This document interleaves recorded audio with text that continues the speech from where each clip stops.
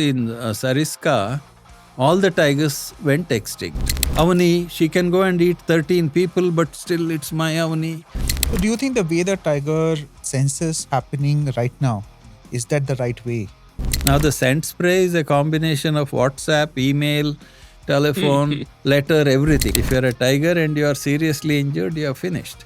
All tiger habitat in India is about 4 lakh square kilometers. We are a country of 3.2 million square kilometers. This is the first time tiger were being collared. I don't know what's rescuing. It's not out in outer space. There is still capacity for 20,000 tigers in India. Hi, this is part 2 of our podcast with Dr. Ullas Karanth. In the last episode, we spoke about his early wanderings to Karnataka's forest, the history of India's wildlife pre-independence, his journey through various jobs as a young man, first as a tractor reseller and then as a tobacco farmer, and how he finally lands up in the US pursuing his dream of becoming a trained conservationist. The story continues from here. Hey, over 90% of you watching aren't subscribed yet. Subscribe to Some Like It Wild and hit the bell icon to get updates on all our new episodes. So the first episode where we reached was you have arrived in Florida, and that is where the whole story starts now for the second episode. So please go ahead. Well, luckily for me, I was already good friends with Mel and Fiona Sunquist. I had known and worked with them. So I landed there and they were on vacation, or Mel was there to receive me. But then I was there, stayed in their home, and I had to drive to Gainesville, which was 30 miles. And I had to get a license on the day I landed and drive on the wrong side of the road. It turned out okay. And Was it easy to get the license? yeah, we stood in a queue. And interestingly, the guy taking the test ahead of me was nearly blind. He was probably 90. Florida had the most lax, because all the retirees goes there. They had the most lax licensing system. I got my license. I was certainly better than that guy. So, and the program was very interesting because it was at that point in time and for a couple of decades after that, probably the best tropical wildlife program in US. While these other universities had a lot of prestige, Harvard, Yale, for this topic, because the people who built it, John Eisenberg, John Robinson, Kent Redford, Sunquist, there were many others.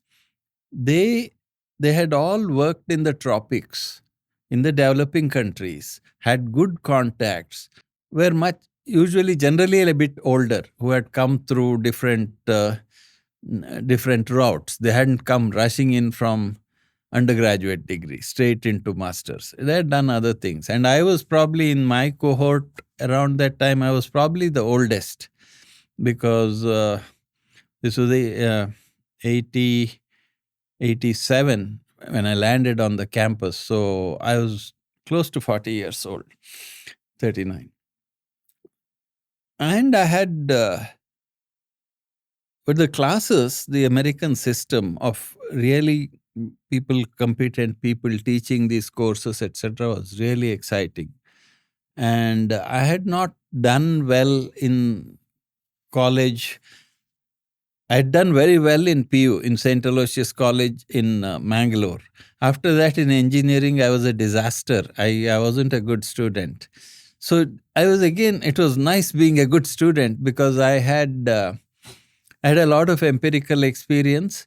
So what was taught, I could absorb very easily. And we had some of the greatest teachers, particularly John Eisenberg, who was a living legend. He was one of 20th century's great mammalogists. He's no more, of course. And it was, attending to his class would be like a religious experience. Like he was larger than life and insightful, and he could bring together, for example, his idea of macrophysiology, which is body size, metabolism, home range size, diet, evolutionary inertia, how the the evolutionary path the organism took, and then I would say this is why this big shrew is in this island in Sicily or something.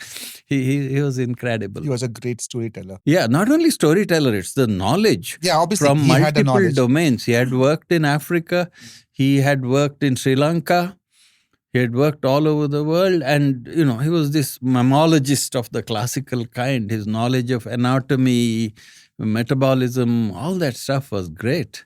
So there were many like that. John Robinson had, who later became my boss. He was a primatologist. He had done his PhD in North NC State, Chapel Hill, not North Carolina, at Chapel Hill. But as a young, he was a diplomat's son, and as a young person, he had actually gone to school or done some early studies in Pakistan. Then he had been on Peace Corps and taught school in Kenya. So he brought all this incredible diversity of ideas. And Mel, of course, was solid in collaring, telemetry, the hands-on stuff, and it was an incredible. I was like a blotting paper, a little old, but with a lot of capacity to observe. He's the one who taught you how to do the telemetry. Yeah. That even earlier I had worked with him, but all this stuff came together in a way that was, and the North American wildlife management, which is very utilitarian. They define very clearly what is wildlife. It is terrestrial, free-ranging vertebrates, not general biodiversity, not butterflies. There was a definition of wildlife, but on that they were very good.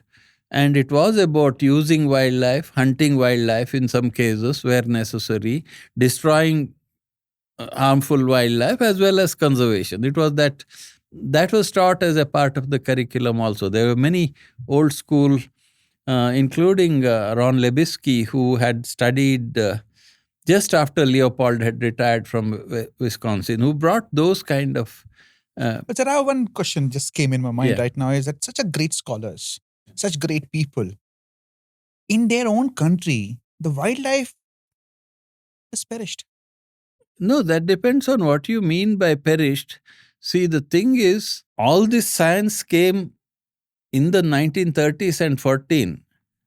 The perishing of the wildlife has a long history in North America, including by the first colonizers who crossed the Beringia and came, the indigenous North Americans.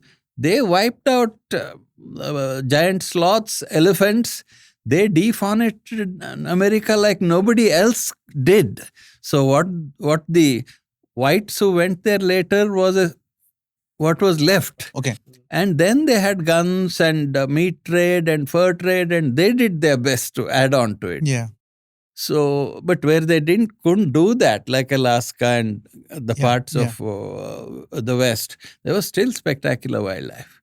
Of course, nothing in temperate zones to me is as exciting as the tropical forests and the wildlife we have. So anyway, so that was really good. So it was a very good experience. And the other thing I felt was that there was genuine appreciation for quality in the system, whatever it was, but particularly in academia. See, too many other factors come in here. Whereas there, if you are good at something, all sorts of doors open for you immediately, which was very different for me. I had not felt that in the Indian system as a whole. So it was 2 years I was there was some of the most exciting, intellectually exciting period. But as I started studying and I started looking at the problem I had chosen, looking at tigers and prey, I realized that the real focus of my work was population ecology, how animal numbers change, how animals are spread over the landscape. These are all questions of animal population dynamics, and that field had become extremely quantitative. See, all I was exposed to here was arm aiming. The tiger sat under the magnificent tree and this and all storytelling. Yeah. This doesn't tell you how animal populations function and how that functioning is related to all the evolutionary, ecological, as well as behavioral factors. That population dynamic element, the biology part was in place, but the statistical quantitative part was not in place so much in Florida, because there the cutting edge places were different. That was Colorado State University in Fort Collins, Patuxent Wildlife Research Center of the USGS in Laurel, Maryland. There were other places where they specialized, and I realized I was not getting this in this particular program. So I was looking at, I was the first person to do line transects in India. I had the data, but to analyze it, I was using very rough and ready methods, which I had kind of generally taught. But the field had moved forward, and luckily I had enough insight to say there are other places where this field has moved forward. And I reached out to David Anderson in Colorado, who is one of the pioneers of line transect sampling. And the beauty of it is he was a senior professor there, and here I was a grad student who could make free long-distance calls. That was the great thing. And I would call and bug him, and he would teach me literally on long-distance calls how the program worked, how the analysis worked, etc. It was amazing. So, Can you explain the line transect? Yeah, see, the fundamental idea is I had gone from this system where you roll out numbers and say there are 1,800 tigers in India. It's all about censusing, like you go and talk to people and you census. That's not how animal populations are estimated. You cannot do censuses in any significant spatial scale. You have to do sampling. Mm-hmm. You have to sample, and from the sample extrapolate to the wider area. So when you take a sample from the population, there are two aspects. One is spatial sampling, like from where do you take? So there's variation in numbers. You have to sample from different parts and combine it to get an overall number. But there's a bigger problem in wildlife population sampling is even when you sample in a place, you don't detect all the animals. Let's say you are walking and counting cheetal. As you walk, although cheetal may be there, you don't see all of them. They are obscured by vegetation, their coloration may blend, so you don't see them. So you're missing a fraction. Similarly, if you put camera traps out, it's not that every animal is trapped. So this is the biggest problem in wildlife biology. It is called imperfect detection. The probability of detecting something is less than 1. That's what it means. So, but this is a bugbear you have to address. Without that, all these numbers are meaningless. So this was very strongly drilled into me because I went into the literature at that time when 1980s, George F. Sieber wrote he's a New Zealand quantitative. He wrote this kind of a big book on animal population sampling and estimation, and he brought out all these issues very clearly. And there was a generation of US quantitative ecologists with wildlife biology backgrounds who had addressed these problems properly. And David Anderson had addressed it in terms of the line transect sampling. At that time, so I had a way with the prey. I knew what to do with the prey. I had the data and I knew what to do with the data. I had an idea I would do this analysis, but these advanced models were not developed I wasn't aware of them. So the other thing that I was interested in was, I'll come to the behavior later. Sure. This is about numbers. Yes. The other thing I was interested in was how do you count tigers? I knew that this pugmark thing didn't work, but how do I? At that time, I went to a conference in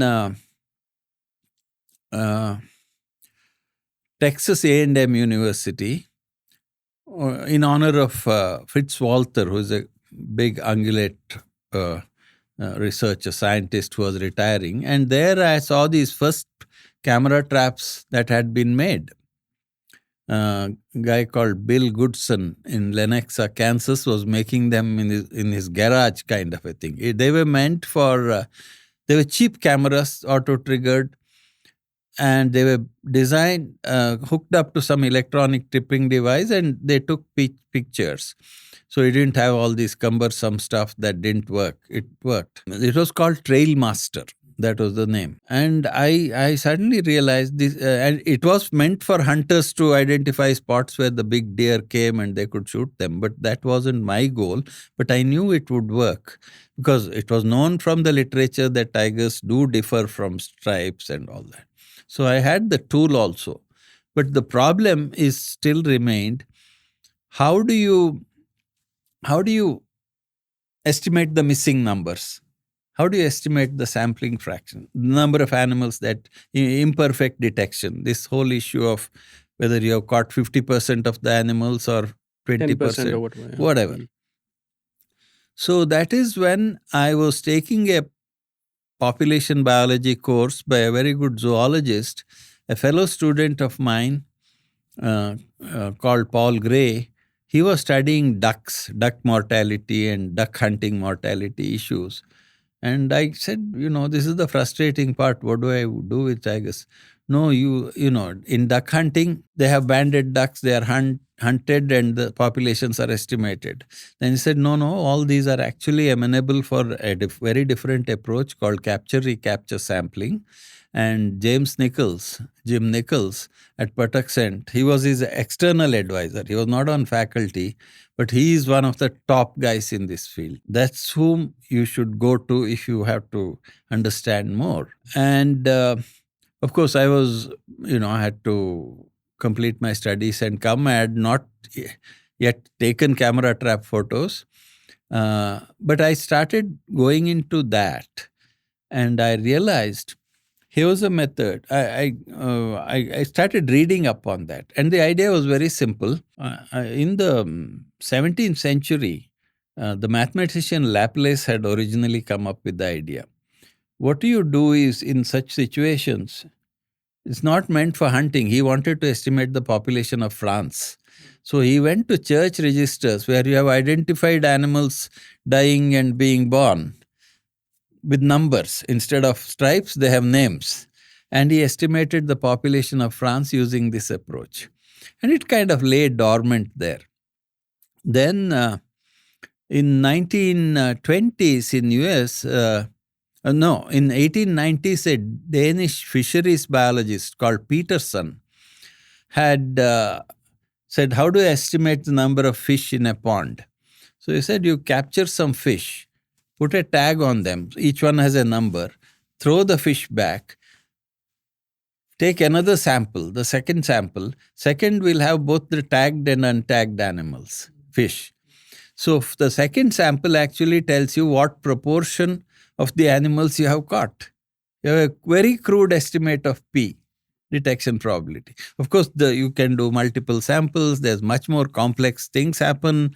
As each animal has a different capture probability. So I'm not going to get into the technicalities. So the capture-recapture had a long history, and Lincoln had developed it for duck hunting data and the hunter returns. So I knew this would work. So that is when I said, this is where I'm going to connect with Jim Nichols in future, and this is what I'm going to do. So these were all coming together nicely for me. And I had the other goal. The initial goal was my telemetry should be focused on both diet data, kill data, all this data I had collected in the field. I think I've talked about it, what I did in Nagarhole. The other idea was to add radio telemetry to it, because radio telemetry is not the most useful tool for counting tigers, but it allows you to intensively study individuals, whether it's a monkey or a tiger or whatever, know about its home range size, how Deeper it insights, interacts with its cubs, how it raises its cubs, how do the male and female find each other, mate, how do they establish. So all this, that was really my idea. So that's why I had gone to Sunquest.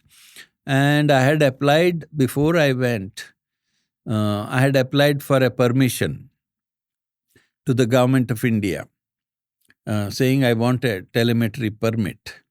And I knew the IFS system was quite resistant to these sort of things. Mr. Sankla hadn't liked. He had actually, the Smithsonian project which went to Nepal was initially meant to be done in Kana, but because of this attitude that because of the Pugmark method, we know everything, we don't need these modern scientific methods like telemetry.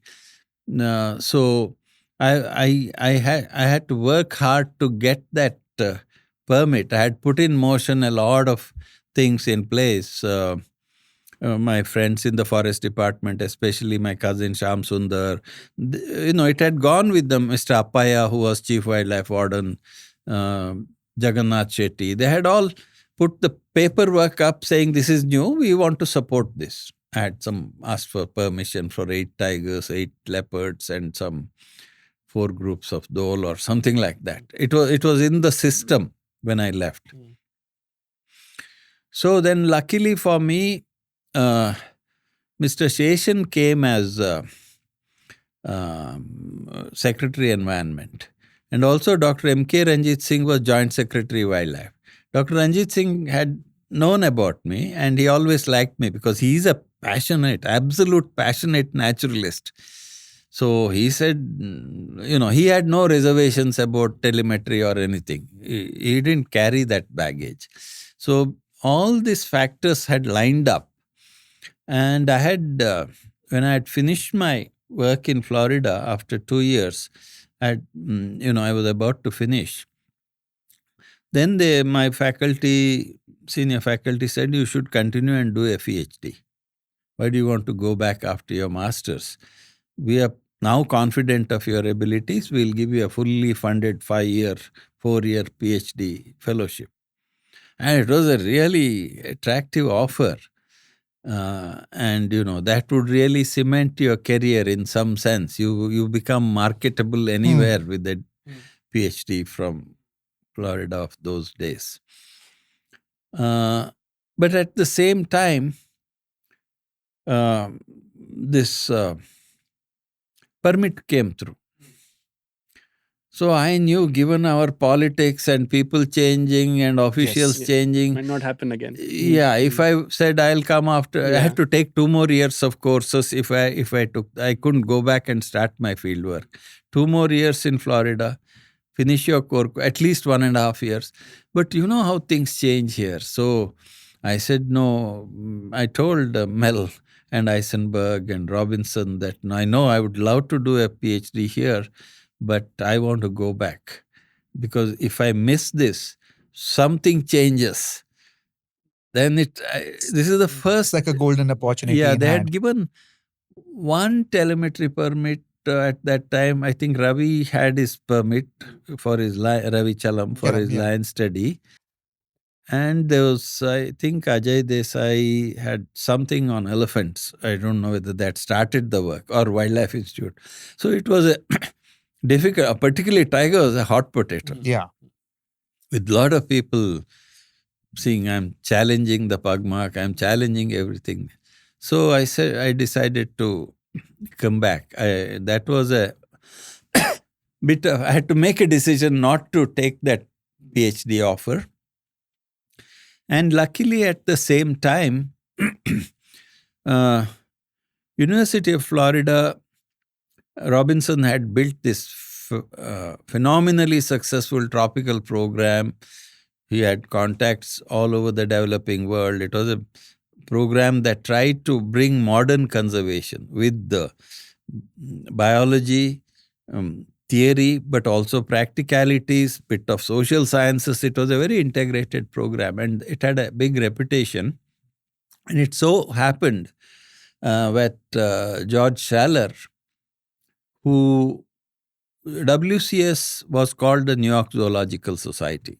It had a small international division purely because of the passion of William Conway, who was the general director, who liked to go to Argentina, and he was an ornithologist, but he liked to study birds, mammals, everything in Argentina was his. So he wanted people, the zoo, to get more involved in conservation. He was convinced the board consisted of Rockefeller and all those. So we should be out in the field. Zoos should be cash cows for field conservation. That was Conway's idea. Yeah. So, and George Schaller was one of the early grantees. There were two or three, Roger Payne, George Schaller, Thomas Truesaker, 4 or 5 field biologists studying animals in Africa, and George was all over the place. So, and George headed that. It was called Wildlife Conservation International, and George doesn't like administration, and he likes to be out there in the field. So they were looking for somebody to head, not only head and really blow up or expand the international program. The zoo was very famous, cutting edge, pioneered lots of things from the 1850s.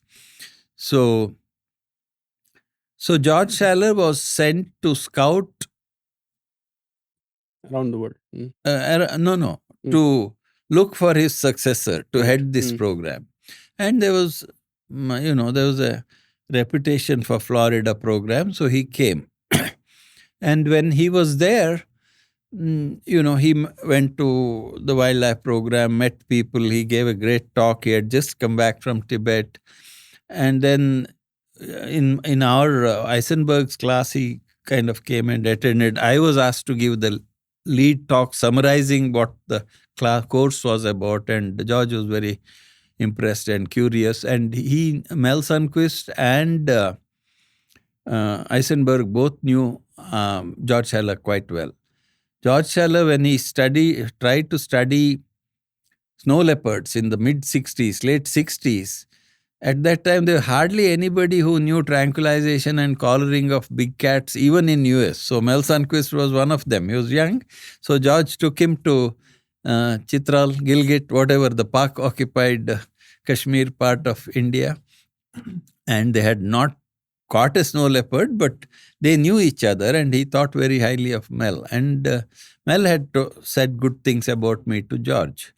So we had a little cocktail party in Kent Redford's house in the evening, and he started talking to me and said, "What are your plans?" "No, I think I'll go back. I want to study tigers." I said, "No, that's all they say, but all you Indians come here and you never go back and you stay here." I said, "No, Dr. Schaller, I want to go back, work on tigers and write a better tiger book than yours." So I said, "Then come and see me in New York." So I ended up going to New York, and, I made a little slide presentation. He was there. William Conway was there, Bill Conway, General Director.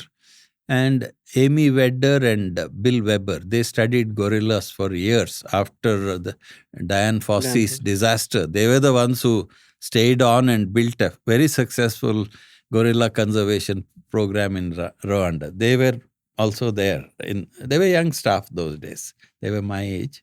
Of course, they had PhDs. And they were there, and I made the talk. And then Conway and Schaller immediately told me, "Okay, you are hired. You go back and build a program in India," which was nice. See, I had never had a job. I was always, this tobacco farm, all sorts of. This would allow me to completely focus. So on the way back to LaGuardia, I had to go back to Florida. George said, "I envy you, because there's nothing like watching a wild tiger going through grass." And I felt, I had envied Schaller all my life. So it was quite a moment. And then I came back, I wrapped up my master's, and in 88, I headed back. I also realized that my family was not receiving the attention, because my wife and daughter, Kriti, was little. She came, and they were in India or they were in US? They were here. Oh, okay. But I was there for 2 years. Yes. So they made a visit. They came, and I was in the graduate student housing. So they stayed with me for a month or something. And the first day Kriti went out, she comes back crying. She was not admitted to the kids' play group because she didn't have what is that famous toy that have Barbie. Barbie. She didn't have a Barbie. So she was an outcast. So then some coincidence, I don't remember who it was, one of Pratibha's friends, very close friends, had sent a Barbie by post, which landed that day. Okay. So next day she was in the group. So I think it was good for her to know a little bit of discrimination. So anyway, we came back. I came back to India. So before we talk about the tiger science, and now you have come back to India and we will go deep into it. Something which we missed in the first episode was about your interaction with somebody who you knew very well, was Kenneth Anderson. Yeah. Okay. We all have read his books. We all have been fascinated the way he wrote it. I would say that he was a great storyteller. Yeah. The kind of detailing which he will do it, he will hold attention. You want to read more. But you have met him. You spent time with him. I really would like to know how he was, what kind of person he was, what was your interaction. I think you also went doing some field trips with him. Yeah. So, to share.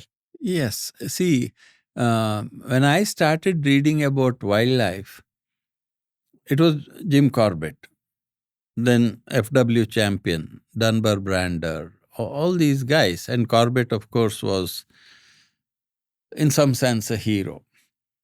Then I came across, I think in Kannada translation, Black Panther of Shivanipalli. I didn't know. This was, I guess, in the mid-60s. I read this translation by B. Shankar Bhatt. It was a National Book Trust book of Black Panther of Shivanipalli. And it was all local. The stories were all around myself, not Kuamaun and Churail and all that. This was real. So I got very curious and I started looking for his books in English. And I read, Allen and Unwin used to publish them in hardback, Higginbotham's, whatever. I started gathering and I read all of them. And I saw a difference. Corbett is very, in some sense, prosaic. First of all, he's a very prim and proper person. Yeah. Second, he more or less stick to facts. Yeah. So it was obvious to me that Anderson was very different kind of persona, very much more colorful. And also, I never believed in ghosts and devils, and I was an atheist. So I knew this was bullshit. But still, I found his stories so interesting. It's the way they are written and the way they are structured. And this was... 70s. Yeah, this was in 77. No, I had read up to all this. Then when I came to Bangalore in 71, I stayed with my sister in Richmond Circle, my elder sister. I was working in Myco, then I moved on to this tractor selling job. I've talked about that. Yes, you have. So I think I was in the Myco job or the tractor job in the 73. I may have been in the tractor selling job. So I wanted to find out if he was still around, and I had assumed like Corbett he had gone off. I didn't know he existed. He stayed in India. So, but I kind of traced that location from the thing, and it's next to where the Cubbon Park police station is now. Bits of it are a part of that, where that SO petrol bunk is there. Yeah, so I went there by bike, and only I had Sunday holiday or something. I went and I walked in, and I had seen the photos of his wife and son in the books. So I saw his wife there, and standing behind him was his son. Behind her was his son.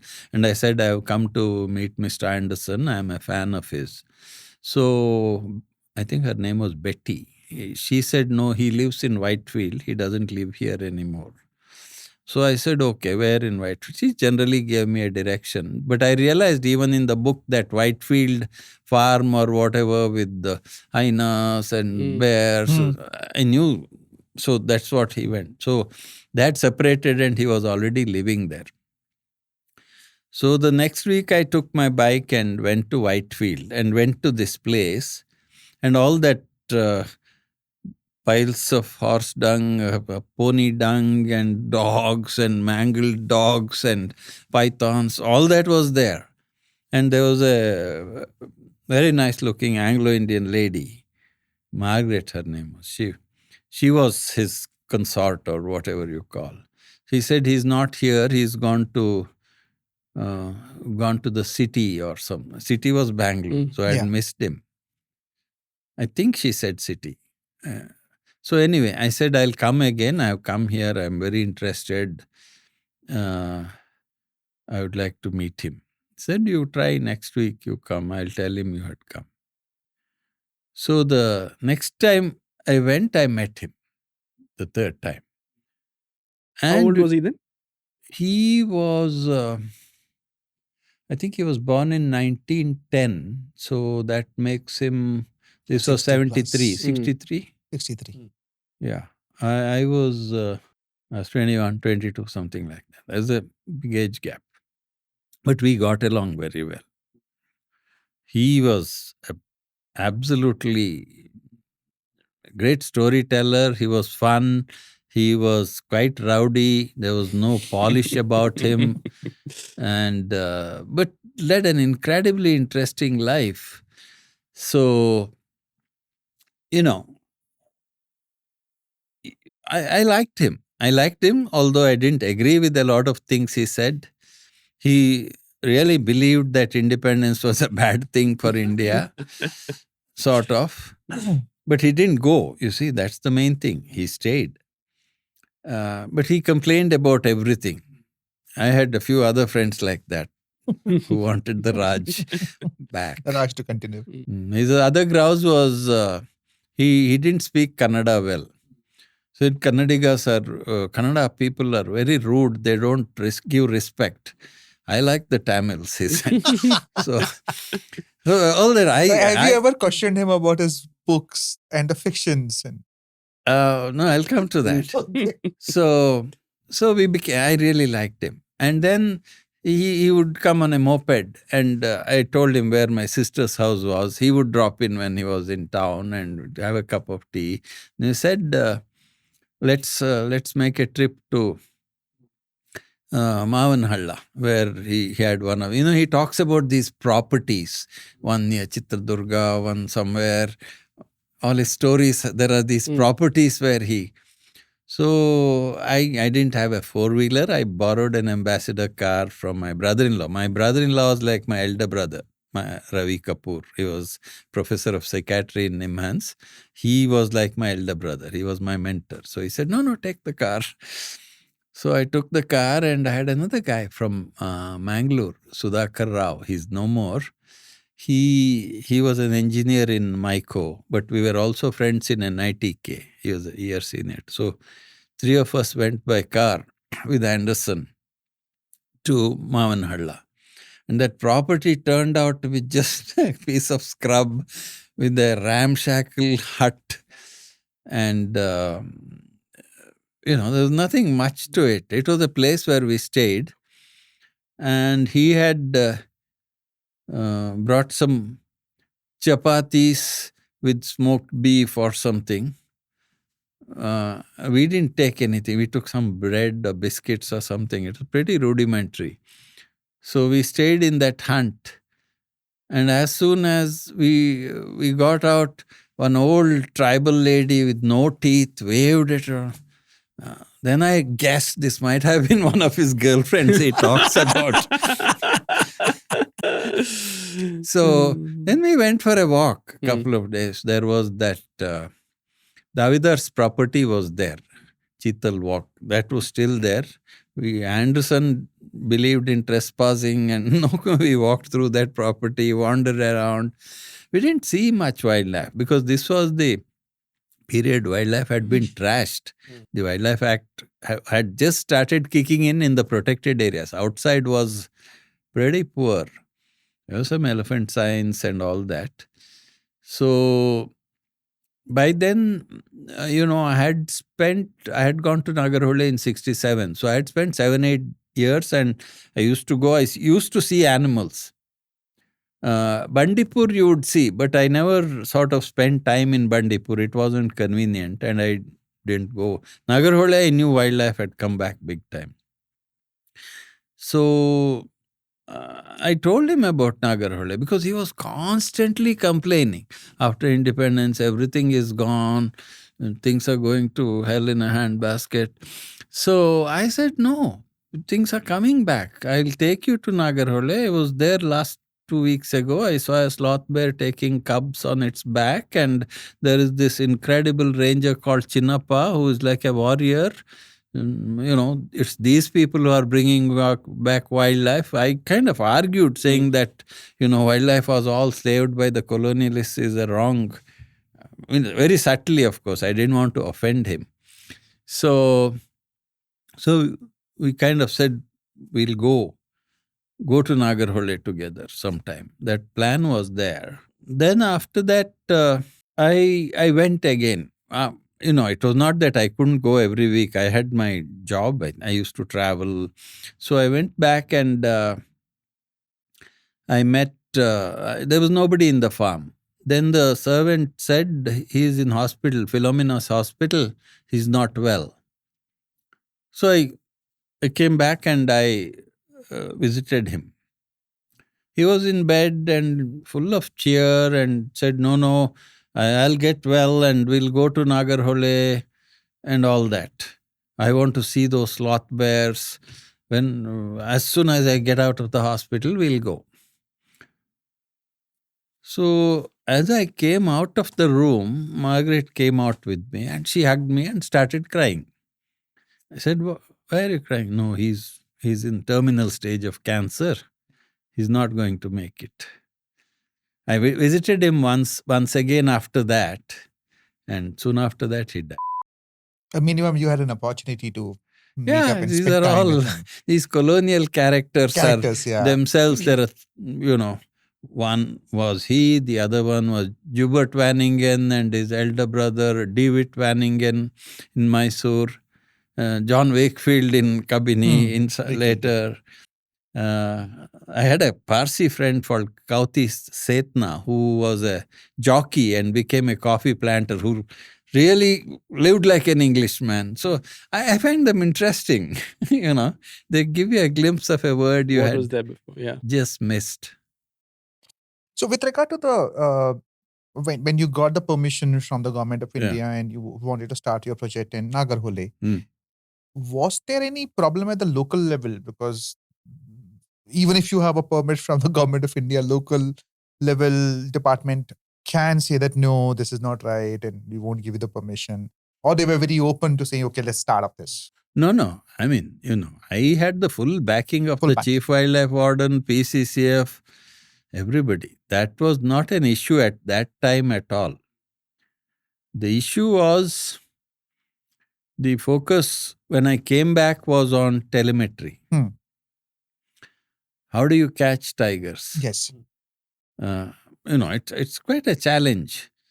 It depends on how the ecological conditions. For example, in Sundarbans or some place like that where prey is scarce, if you put a trap and a bait, they will enter the trap. In many places, they will do that.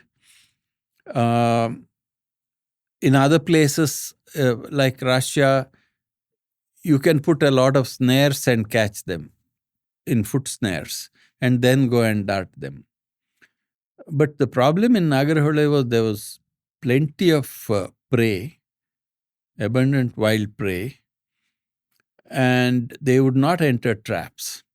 And foot snaring them was, this was the first time tiger were being collared. Any failure would mean the end of the story. So any risk to the animal had to be avoided. So foot snares were not, because the problem in Nagarhole was not just the very high density of tigers, but also of elephants. Yes. So, there's a couple of hours, an hour, something, at least 2 hours, a few hours when the animal is in the snare. In a trap, it's relatively more safe in a steel trap.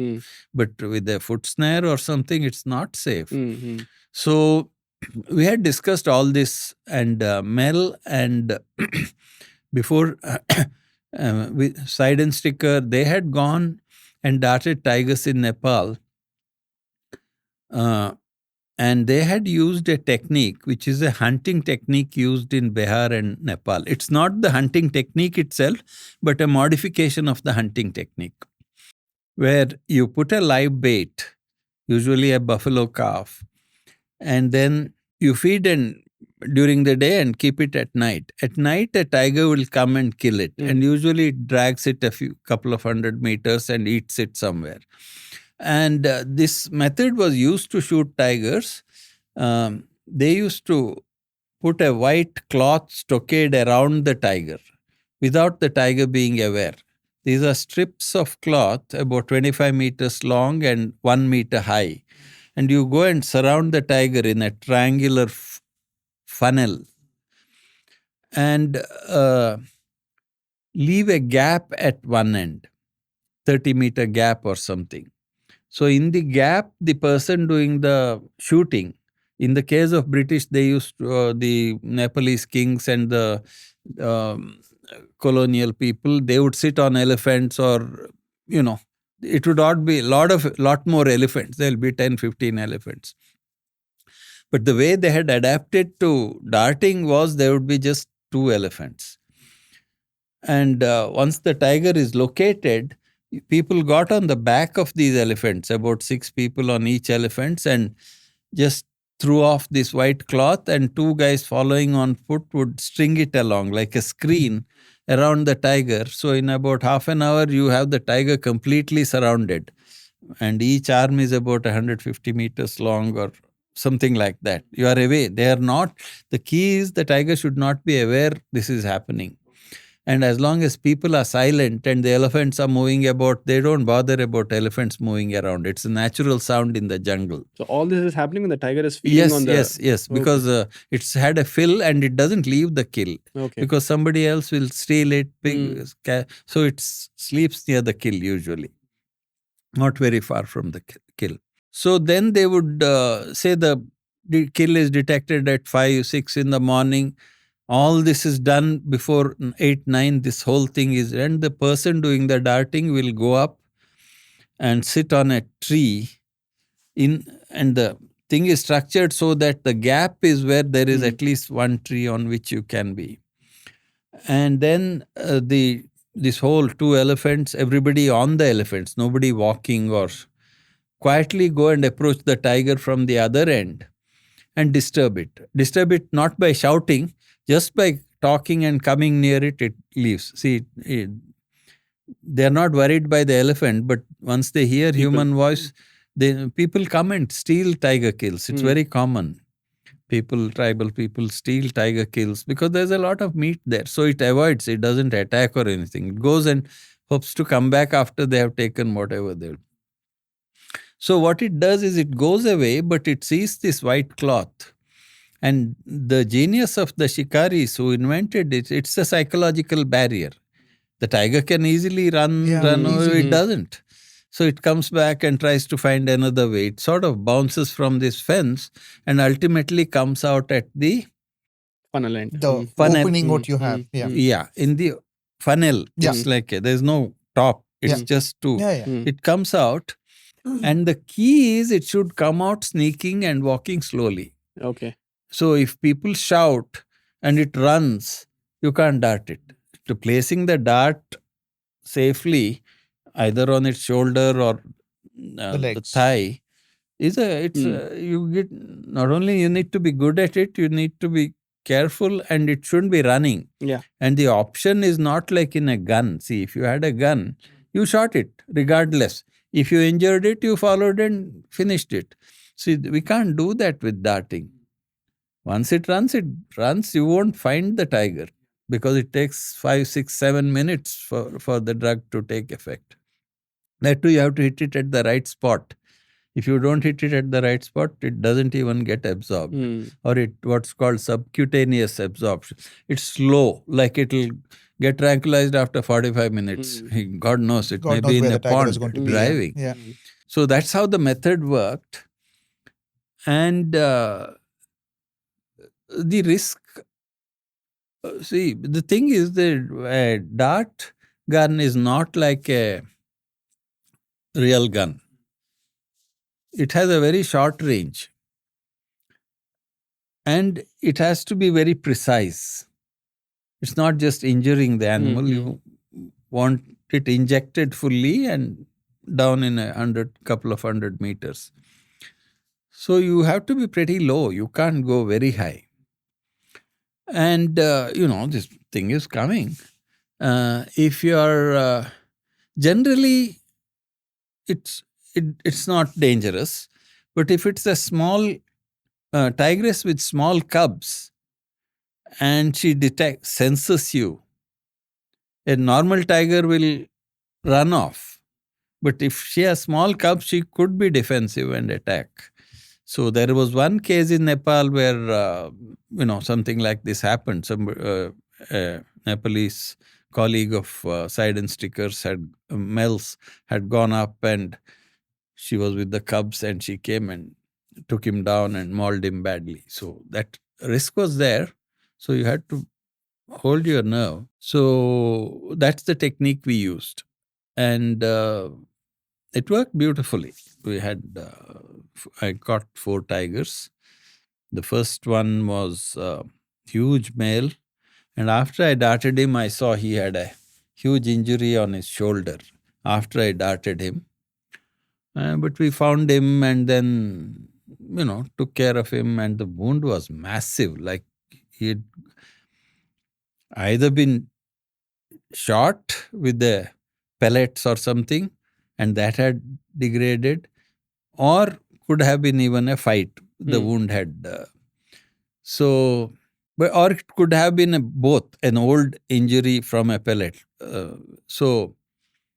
Anyway, we had a veterinary doctor. We patched him up, but I knew he would die. He wouldn't last. So I made a report to Mr. Appaya, Chief Wildlife Warden, we have caught this tiger, we have collared this. Next morning at 2:00, he got up and walked away. Huge animal. Probably weighed about 230 kilos. The scale we had, he exceeded that scale. So old, but teeth all yellowed and very old animal, probably 10, 12 years old at least. So that was one. And the second one, this was on January 7th, 1990. Shekhar was there that day. Shekhar Dattatri was there shooting his monsoon film or something. I had just met him. Yeah. And I, in all this melee, I don't know this guy, because there are instances where presence of other people have actually disrupted operations.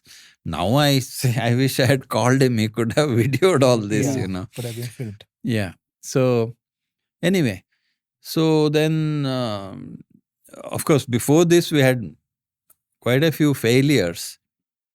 In a sense, it's not that every time you do this. We had 2 failures with leopards. Failures in terms of? Failures in the sense the leopard comes and kills the Buffalo, calf, buffalo. whatever, yeah.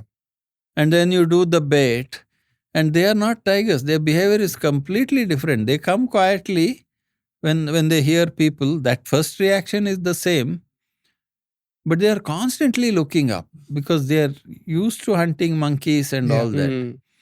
And both times, one time it came quite close, and in that thing, Mel was also there. 2 of us used to sit. So he darted and he missed because it was moving very fast. And then it went on and jumped the cloth and went. Another time, I was up there alone, and it came, spotted me from about 50, 60 meters, went sideways and went over the cloth. So we had Those kind of failures. Yeah. So, but we had 2 successes. The second one was a female. We had all seen her. She had 3 large cubs, and she had killed a gaur a few months earlier with the Leopard? No, Oh, the tiger. tiger. Yeah. Tiger. The leopard, we had 2 failures with the leopards. I knew the method would not work for leopards. For leopards. It's just the behavior is different. She was in that, what is called Bison Road, that area. So that tigress, The first one was called NHT01. This was NHT02. We had two failures with her. Once she came with the cubs, um, and we Mel was there, so we were far apart. And both times she went where he was, and he couldn't get a good hit. So they escaped in some sense. The moment they get worried and start running, it's hard. Then on January 13th, she came under my tree in the same place, and we got her. She was a female in prime condition with cubs about to disperse age. Then 13th, we darted the third male. He was a big male, but he fought the sedation. He would try to get up, and I had to give him an additional dose. So I put it in my book, Among Tigers, more details of these captures. And the last tiger was January 29th, after Mel had gone. So we were doing it on our own, and that was a smooth darting Operation, and indeed. capture. Yeah. The initial findings, sir, when you could get these 4-5 tigers and you started monitoring them on a regular basis. Yeah, these 4 tigers and 2 leopards and 1 leopard. See, the leopard story follows. So February, see, tranquilizing is it's a very sensitive operation because the drugs elevate their temperature. So if the animal goes and lies in the shade, it's okay. If it lies in the sun and you are not able to find it, say within half an hour or something, its temperature could go to dangerous levels. So it's all dicey. So we had decided to stop captures of tigers. February 15th was the last date I had set. So I think it was February 13th, or it was getting close to that, and right in very close to Nagarhole, where the fire watchtower is, Kuntur, we had a bait taken. And we set up a beat, but the forest was very already dry. The footfall noise and all had started. And I was sitting on the tree, and this huge tigers, I could see him coming. And then above me was an emerald dove nest. And to my luck, that blooming emerald dove chick, dove was not there, the chick was there. It flapped something happened, it tumbled down right before me to the ground. And this guy was coming, he kind of looked up and he saw me. And I was loaded everything, but he came full tilt under me and ran. Sort of, in the usual position, but he wasn't walking slowly. He darted, and I didn't shoot. So that was the end. And it is, one of the things, Mr. M.K. Appaya was Chief Wildlife Warden. He was such a gentleman. He had encouraged my studies. Usually, I am 15 years younger, and he was very different. And I told him I was in a very awkward spot. He was camping in Nagarhole. We had this tiger beat going. Any other officer would have tried to force me to say, no, I want to come also. Yes. They want to be in the picture. I explained to him, Mr. Appaya, this has happened in Nepal where because of... He said, no, you do your job. If you succeed, I'll come and see it. I am even today grateful to him for that. You don't see officers like that gentle understanding. So anyway, that was the last tiger cap. We had now 4 tigers and 2 leopards, and you started studying them. And initial findings, what new knowledge which you could gather? See, telemetry part of it was interrupted multiple times through politics and all sorts of issues. I don't want to go deep into that, but in the final analysis, I had these 4 tigers over different periods of time. The old collared animal died very quickly. The first information was about home range. It's really interesting because everything else about a tiger population depends on the size of a female home range, a breeding female. Their social system is the breeding female, say at the age of 3 or 4, she finally establishes, she may leave her mother's range at 1.5 or 2, but she's wandering around, but she's still trying to get her own territory. And that's when they start breeding and breeding successfully, have cubs and raise cubs. So that process is crucial. And these reproductive females, breeding females, are this centerpiece of tiger society. So you look at a population like Nagarhole, maybe there are about 20 or 25 of these females with their territories. And then the males try to cover as much area as possible and mate with as many females as possible, or have priority mating rights with as many of these breeding females as possible.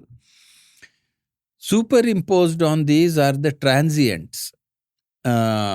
I'm talking of resident males who kind of patrol, try to keep out others. Nobody is 100% successful, but there's a bunch of males that have priority in mating over these females. And then there are the floaters. A smaller number of them are females looking for territories. Most of them are males. These have larger ranges. That's how the society or the land tenure system is. Now, there are two aspects to this. The size of these ranges is critical. What determines the size of a female home range? A home range is not strictly defended. A territory is a very strictly defended home range. That is the difference. So, later research, we actually cracked that with the population data later, but jumping the gun on that, essentially what determines that is the density of prey. So I found this tigress T02's range to be just 20 square kilometers over the long term.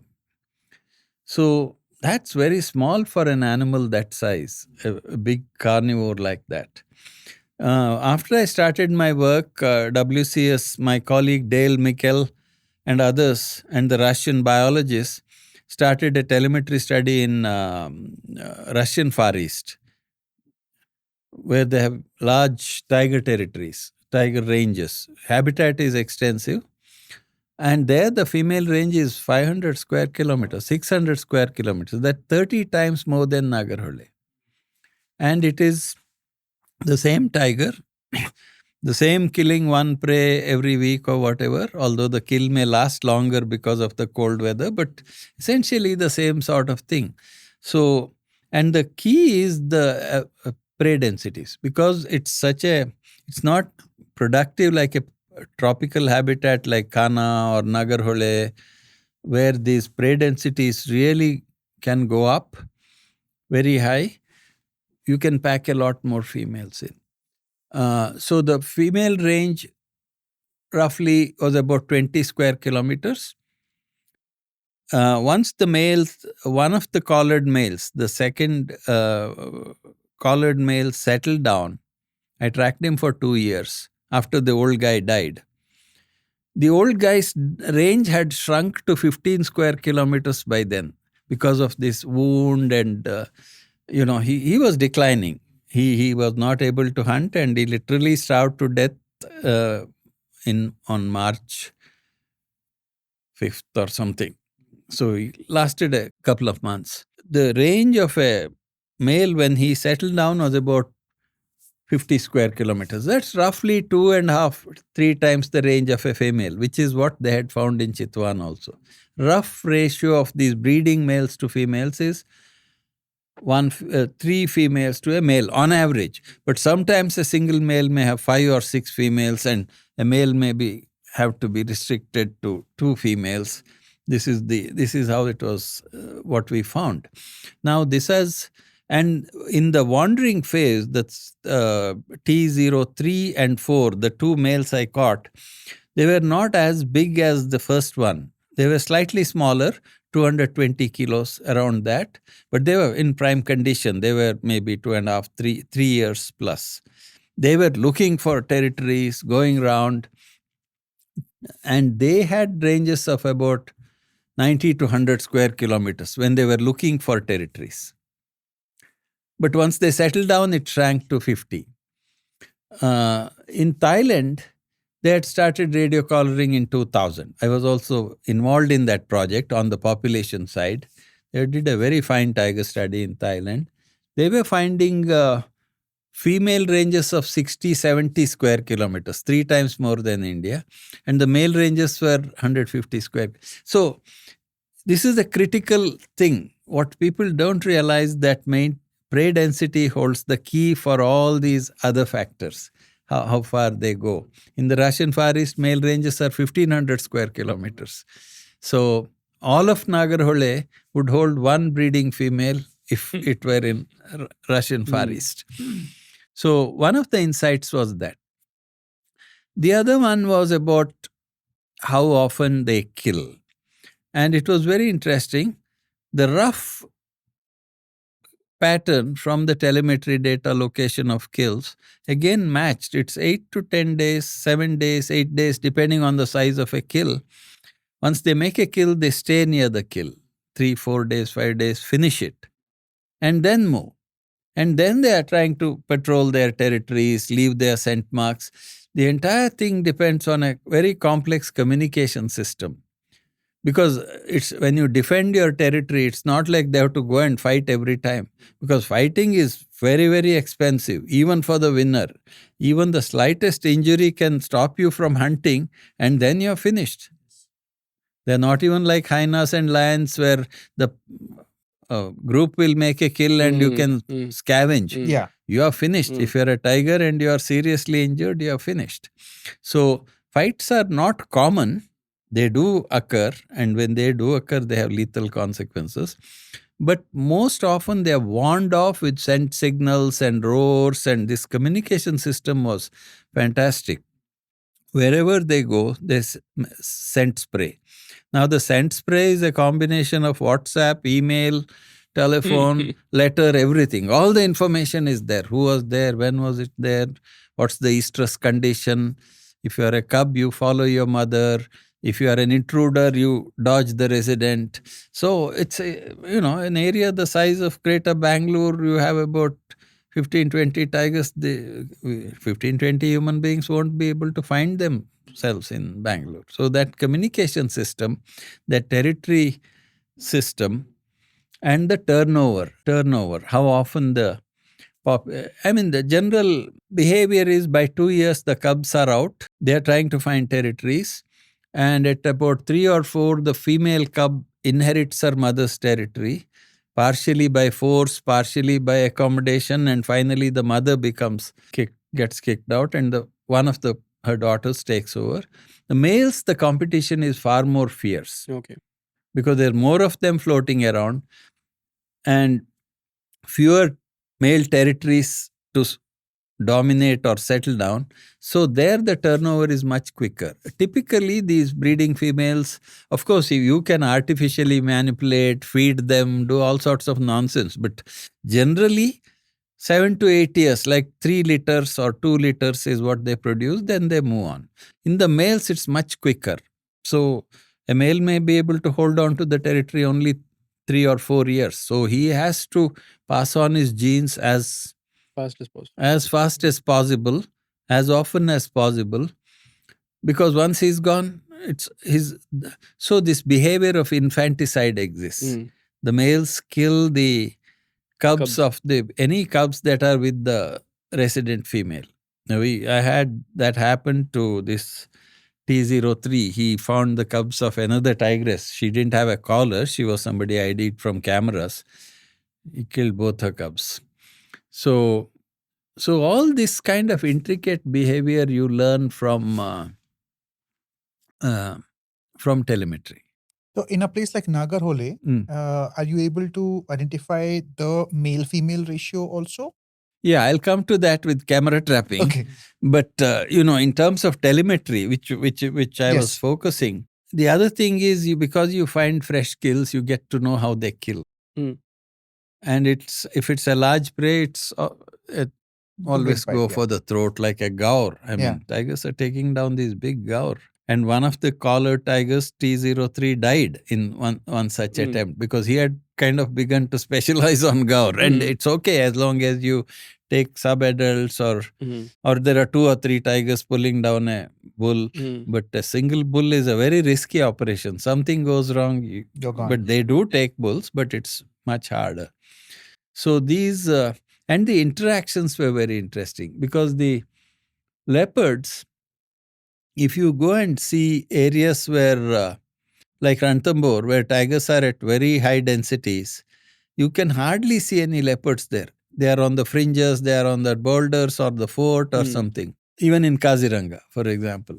Because although there is enough prey for both, the equation is such that leopards are so persistently killed by tigers, either in accidental encounters or perhaps whenever cubs are found, they are killed.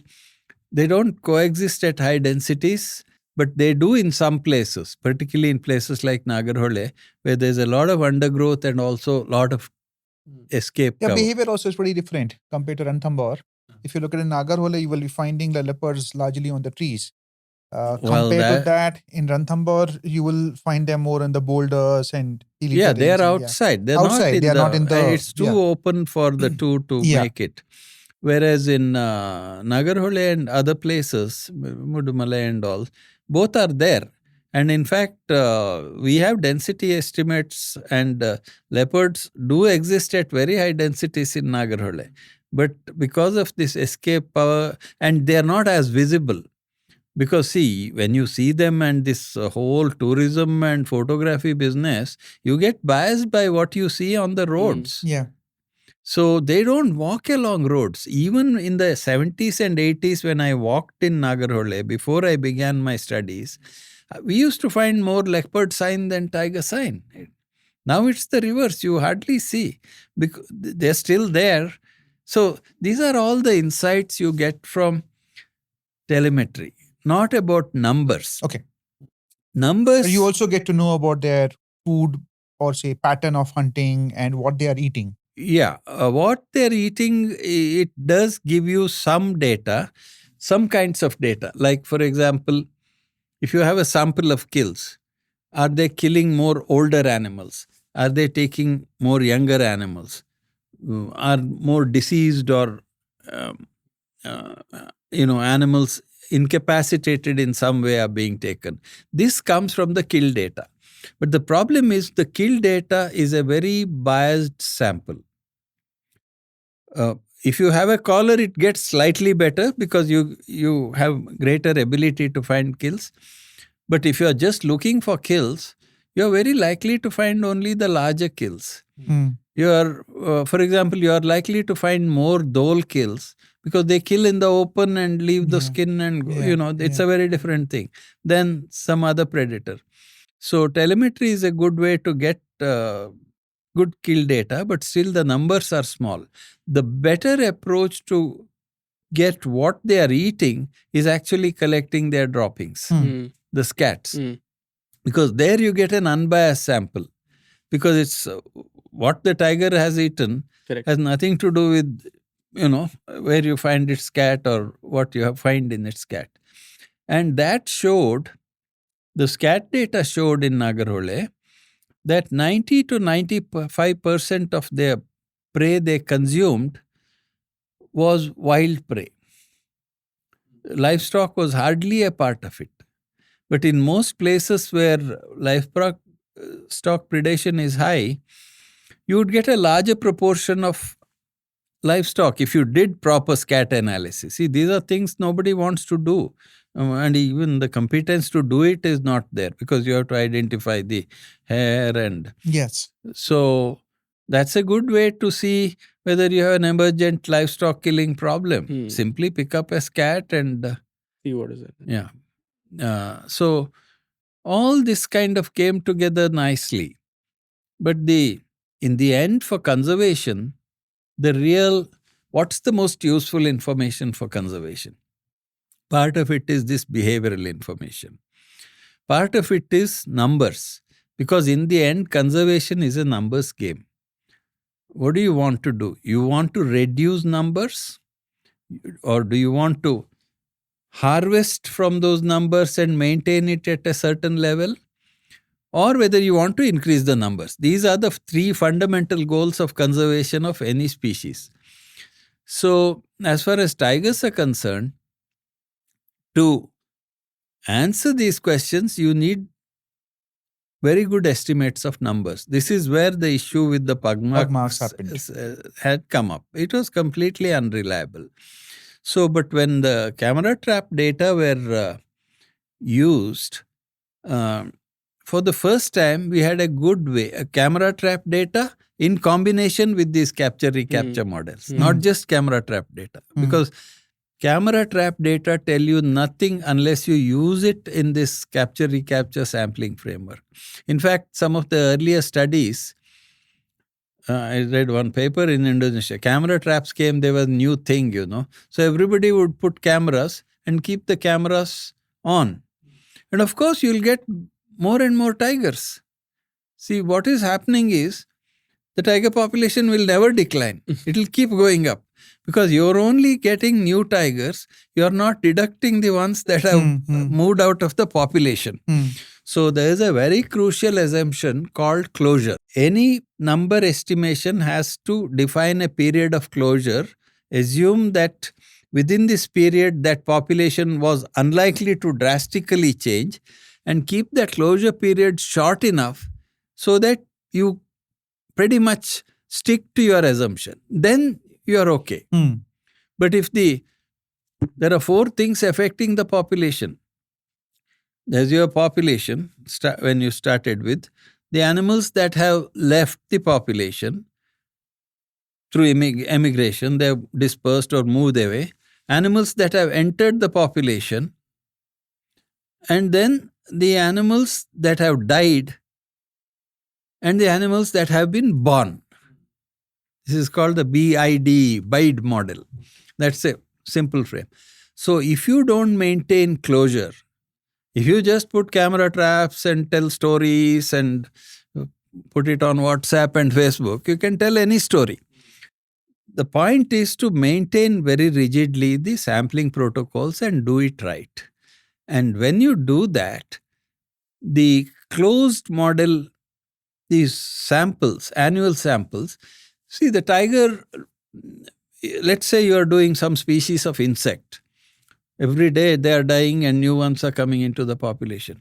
Your sample has to be every day or perhaps even a few hours. But with a species like tiger that lives 15, 10 years, whatever, at least a fairly long period, you don't have to do it overnight. But maybe a month and a half is a reasonable closure period. If you extend it beyond that, you start getting higher densities because of this using closed models on open populations. That's a strict no-no.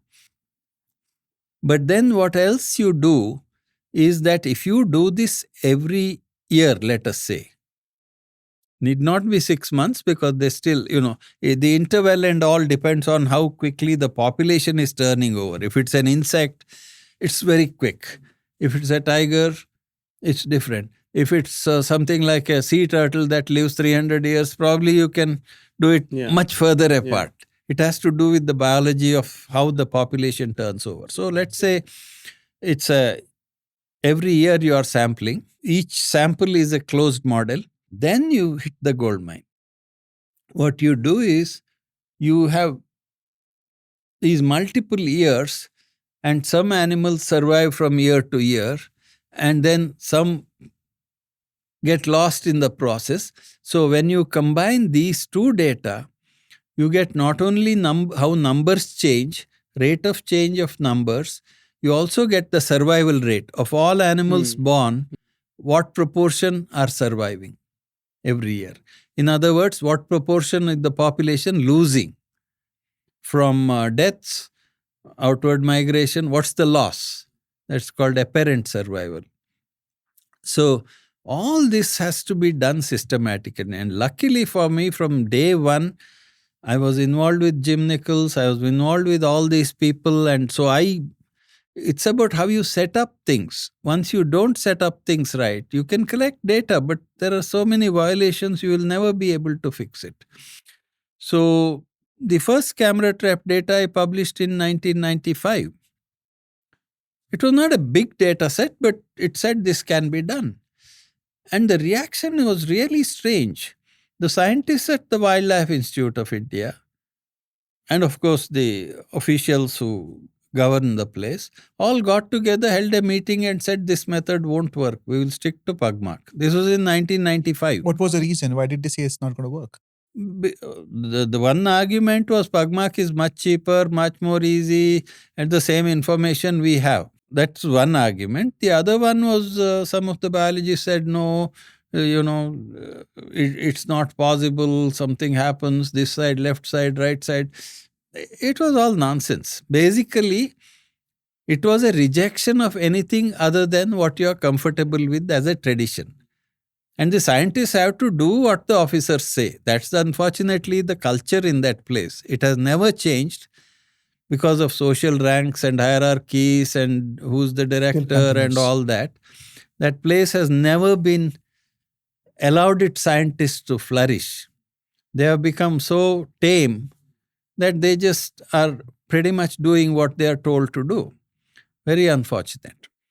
But as a result, it was still the Sariska thing blew up in 2004. For 10 years, they kept on doing the Pugmark. You did some work in Mysore Zoo also where... Yeah, that I think I did talk about in the previous segment. If I didn't know, basically that was one of the earlier critiques of the Pugmark census. Because Chinnappa and I had gone round in the 70s when it was invented and we found we couldn't tell anything. It was a mess.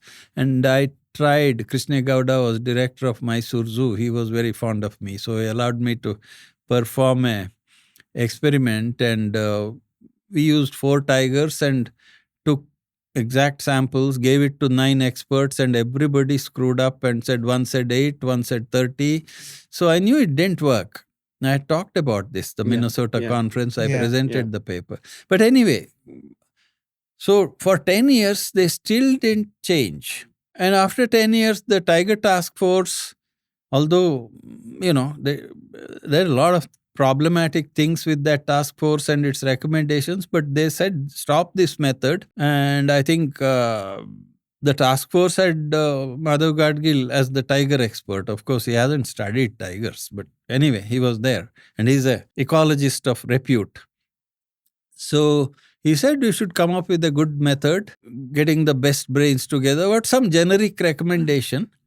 And of course, that was all the bureaucracy needed. They kept it completely under their control. And even then, when they could have changed, they did not. They changed. They used camera traps for sure. They bought thousands of camera traps. But the design aspect of all these things were still not done properly. So much potentially good raw data is not yielding reliable results. Anyway, that's a story in itself.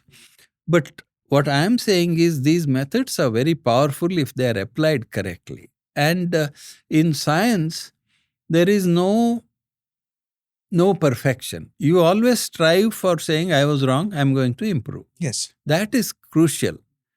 So it's not that what we are doing now it's better than what was done earlier. And so criticism should be accepted rather than saying discarding or saying that this can't be done. That barrier still remains. So how did the change happen, sir? What was the trigger when they decided that okay, no more Pugmarks? And that was the Tiger Task Force in Sariska. All the tigers went extinct. Yes. Okay. And the director Project Tiger said they have gone to the hills. They have migrated. And then it kind of and became... And then Panna happened. Panna was 2009, much later. This is 2004. It was obvious that everything had gone. So then there was a lot of politics in forming that task force, and there were other factors like the tribal rights, FRA coming. So they were wary of having strong people on that committee. All sorts of things happened, but the committee did decide that a modern approach I did meet the committee. I gave very detailed specifications on how it should be done. But they then invented their own thing, called some scientists who are very good scientists but not specialists in this. It's like you have a gastrointestinal problem and you call a neurologist or something. So the problem never got fixed. It's still not got fixed.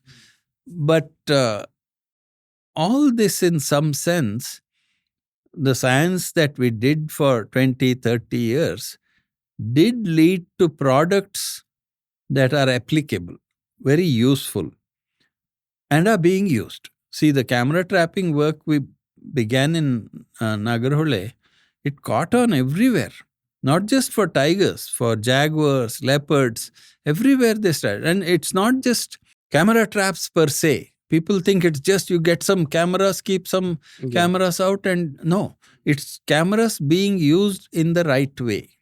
And that spread very rapidly in Latin America. They are doing it. And Thailand, I've been quite involved, the government university system. They have a very different system there. Everybody joining the wildlife department has to take an undergraduate degree in wildlife, which is taught in a particular university, through which 70% of the forest department recruits pass through that one. So there is one place where they are properly trained. And my colleague, Dr. Anak Pattanavibul, who has worked in the government as well as in WCS and in this university, with us, we built a program there where we went and taught these things, and they have done very systematic camera trap monitoring of tigers starting from 2007. And they have a nice data set, pretty good data set.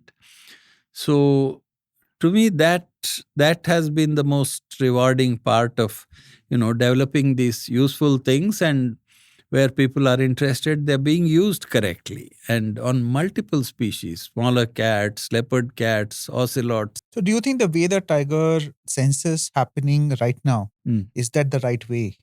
Or do we have a kind of like a faulty data? Now we are now claiming to have around 3,800 plus tigers. No, these numbers are again, the problem is the way the methodology was developed, the uncritical way in which it is being applied, lack of transparency in data. There are too many problems. And if you look at it, the numbers from the Pugmark, whatever, were unreliable, and they were started from 1870, and by 2002 it was 4,600 tigers in 2002. Then the methodology was discarded and they started this new method, and they suddenly brought it down to 1,400 tigers, 11 tigers, which is ridiculous. That was ridiculously low. See, if you look at the original population, even if we assume there are about 2,000, after 50 years, if you have reached 2,000, it's a 1% plus growth rate. I mean, it's okay. But certainly there are two things to this. India has done better than any other country because the investment has been there. There has been the passion, there has been the hard work of the first 2-3 generation of foresters. Now there's a lot of public support. Money is never a problem. In fact, now too much money is the problem. So India has done better than others. But we could have done 10 times better if only we had a more scientific approach rather than a bureaucratic approach. So there is probably 4,000 tigers or whatever around now. So, but that's again, after 50 years, it's okay. But what helps make these tall claims of growth is you pegged it down to 1,400 in 2006. Yes. Yeah. That was a trick. Because that became a number. That's like a base number, 1,411. Yeah, That's a exactly. base number. And now we're talking Low about base, yeah. 4,000. So See, that's the problem competition. is all these are resolvable issues. The data are there. We have the best brains in analysis anywhere in the world on tiger data. We have Indian Statistical Institute. There are people who understand these issues. Throw the data open. I'm not saying give it to every journalist or TV9 or something. Give it to the right Give people. it to the, have a second look at what's collected, how best it can be analyzed. And then you will know what the issues are. If you keep the data locked up and non-transparent, we will never progress. So any of these numbers float by, I just don't pay much attention, because I know it could be done better. And also, no, there is no way of... There is no transparency. We don't know if the data the is right data or is wrong. hidden. See, Yeah, it's data hidden. should not Yeah. be hidden. That's really the crux of it. And it is data. Multiple crores of rupees have been spent of taxpayer money. Yes. This data is not spent from anybody's pocket. It's in some sense publicly owned. Why should it be a monopoly of NTCA and WI after 20 years? Yes. And the media uncritically accept all these things. What option do they have? They have the option to ask the same questions. And initially they used to, but they've stopped now. It's accepted. And the whole thing happens once in 4 years. Data clearly show that 20% of the tigers are lost in a population every year. That's the attrition you have. And it's nothing to worry about, because the reproduction is also very high. This is what we found in the Western Ghats, Malanad. That's what the Thai data show. So when you have this level of losses, if you do it once in 4 years, what do you get? There's not even a connection between the data sets. I think there's some article came yesterday or today talking about number of tigers were lost in Karnataka. See, this whole lost business is nonsense. I'll give you a simple statistic. Let us say there are 3,000 tigers in India, or 4,000 tigers, or whatever.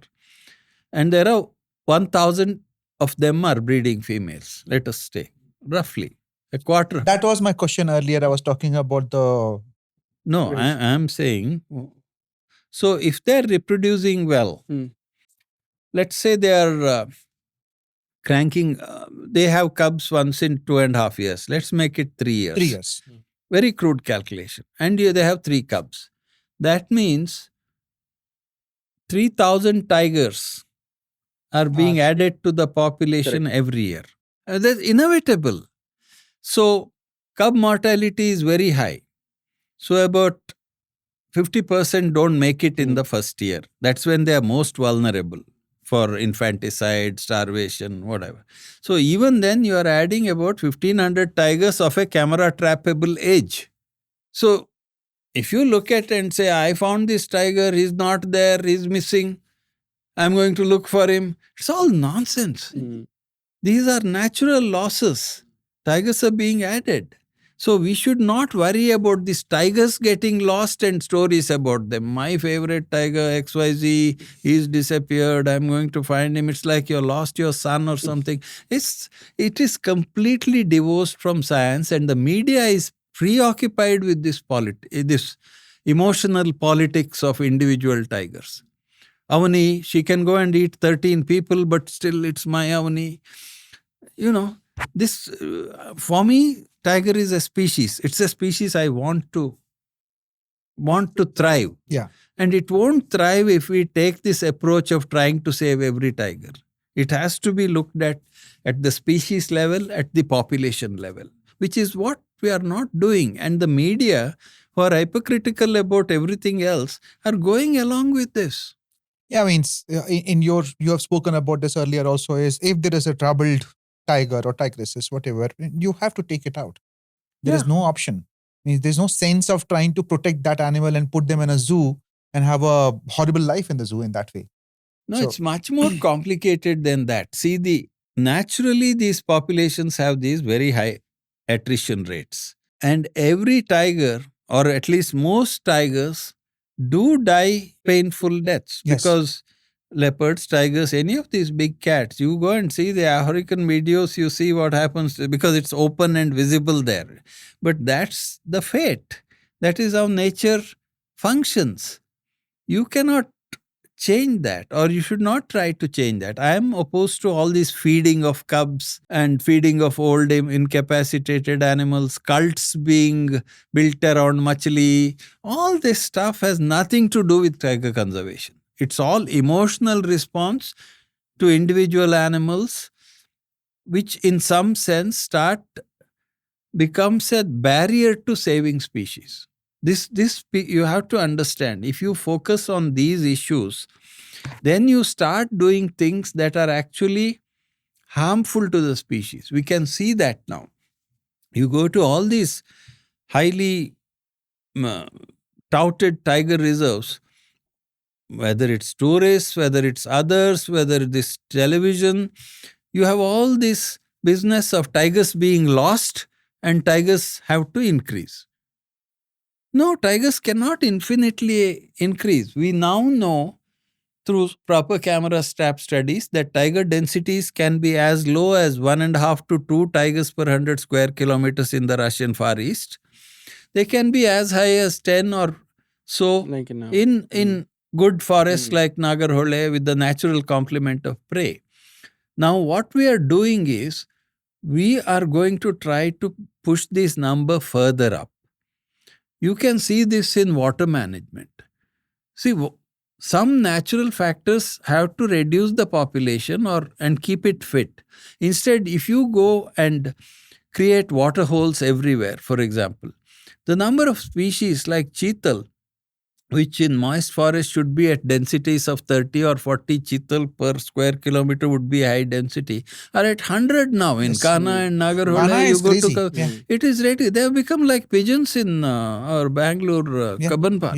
So you don't do this because once you push the prey density to levels beyond natural, tigers will respond. And what happens is cub survival improves. Instead of having 1 or 2 cubs survive, all 4, 5 survive. Nutrition improves, so 5 cubs are sometimes being seen, raised to adulthood. And where do they go? Habitat. It's a problem. It's a problem. So once you create these conditions, first of all, don't create these conditions. Stop these interferences to boost tiger population. What is needed is protection from outside hunter, poaching, habitat destruction from projects or people encroaching. Yes. That is necessary. Beyond that, any of this management that you see in our parks using bulldozers, clearing, there's a whole business of creating grassland in places like Tadoba and Nagarhole.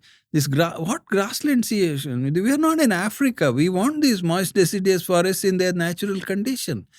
In a way, you're changing the whole ecology of the We have consultants who are specialists in creating grasslands. This is absurd. The numbers of tigers, numbers of prey has to be natural to that area. In the dense rainforests of Southeast Asia, there may be 2, 3 tigers, 4 tigers. In the Sundarbans is naturally very low. It's maybe again the same order. Russian Far East, it's something. In the best terai areas at Nagar moist deciduous, it may be 10 tigers.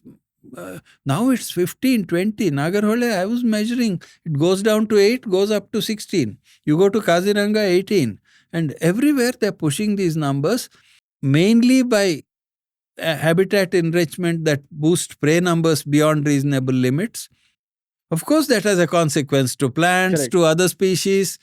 You will have more cheetal becoming almost a trash species. Other species, forget that. But this enrichment through water, through prey densities, we have these hotspots of tiger densities where the densities are 2 to 3 times.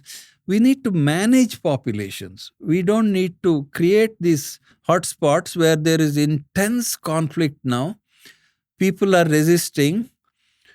Any proposal for any protected area in Karnataka is absolutely opposed by local people. This is what we have created.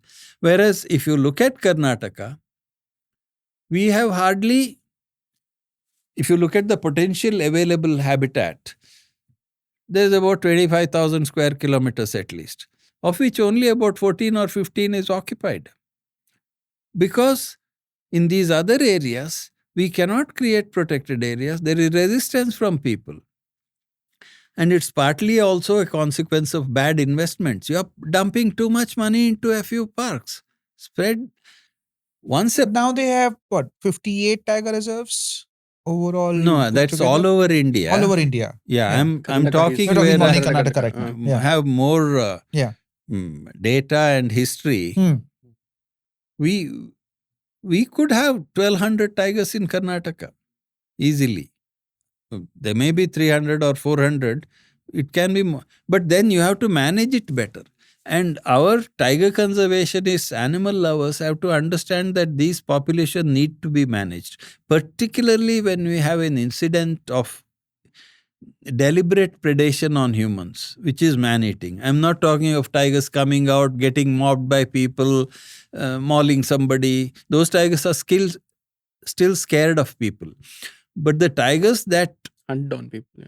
hunt people because they have lost fear of people or they have been squeezed out of these areas, they're injured. We are finding those animals, push comes to shove, they will be killing people. And once you have a human death, it takes a completely different dimension. There's hostility to reserves, so you get this polarized population of us tiger lovers sitting in cities and the people getting whacked by tigers who don't want tiger reserves. So, and we are moving away from the idea that we should have a greater proportion of the land for tigers. Right now, all tiger habitat in India is about 4 lakh square kilometers. We are a country of 3.2 million square kilometers.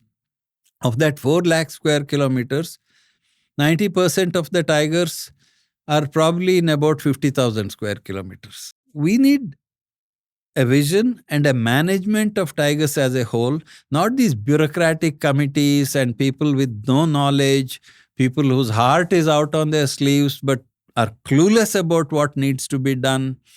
So we are blowing an opportunity and we are creating hostility in particular places against tigers which need not be. Professor Madhav Gadgil, I rarely agree with him, but he is right. We need to think of eliminating tigers where they are problematic, whether you use sport hunting or some other thing.